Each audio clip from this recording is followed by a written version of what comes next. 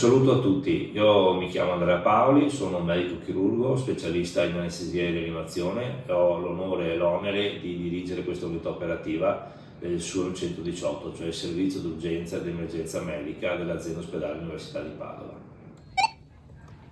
118 provincia di Padova? Sì, va bene. Buongiorno, ho trovato mio zio per terra.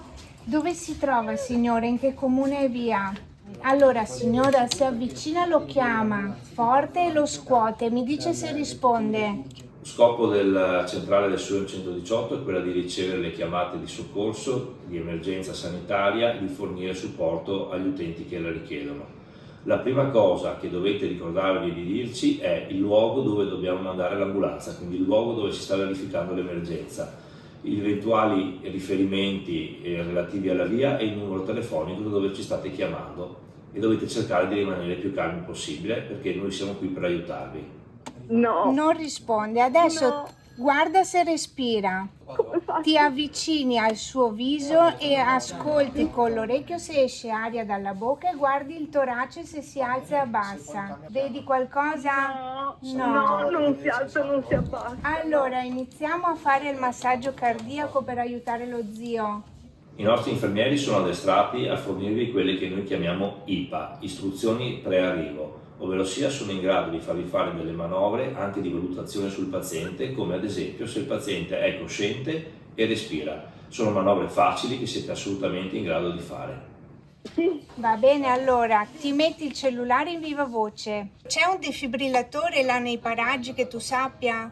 non lo so. non ho No. idea. Allora, stendi la persona con la pancia verso l'alto, Sì, per terra. mettiti in ginocchio a fianco del torace. Sì, ci sono. Scopri il torace, se ha dei vestiti. Fatto? Appoggia il palmo di una mano al centro del torace, sullo sterno, e appoggi l'altra mano sopra e mantieni le braccia rigide. Va bene. Ora spingi con forza sul torace fino a farlo abbassare. Lo facciamo per 30 volte, contiamo insieme. 1, 2, 3, 4, 5, 6, 7, 8, 9.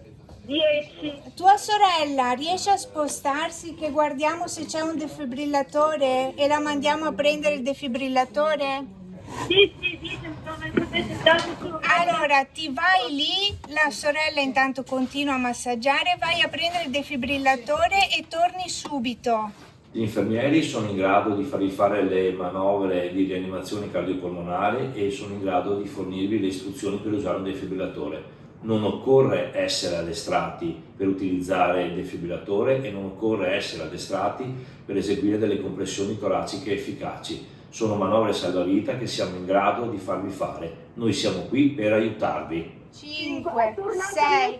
Ok, è tornata tua sorella. Tu vai avanti, tu continua a massaggiare. Tua sorella mi ascolta. Posizione il defibrillatore a fianco alla testa del papà. Ok, messo. Ok, apri la custodia del defibrillatore. Ok. Si è acceso? No, allora c'è un bottone grande. Premi quel bottone che così si accende il defibrillatore. Estrai la busta dove ci sono gli elettrodi. Rimuovi la pellicola dagli elettrodi. Ok, tutti e due. Sì. Tutti e due, uno alla volta se vuoi. Posiziona gli elettrodi sul torace del papà, seguendo le immagini che vedi anche su quegli elettrodi. Uno va sul petto in alto a destra, sotto la clavicola, l'altro sul lato sinistro alcuni centimetri sotto l'ascella. Adesso collega il cavo degli elettrodi al defibrillatore se non è già collegato. Non toccare la persona o i cavi. Il defibrillatore dovrebbe iniziare a dirti che sta facendo analisi. Non toccate niente, sposta tua sorella, fermi, non toccate il signore. Cosa dice il defibrillatore?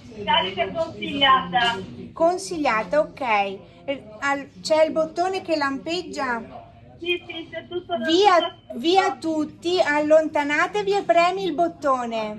Quello che vi chiediamo è di aiutarci a far cosa? Aiutarci ad aiutarvi, questo è il nostro motto. Grazie.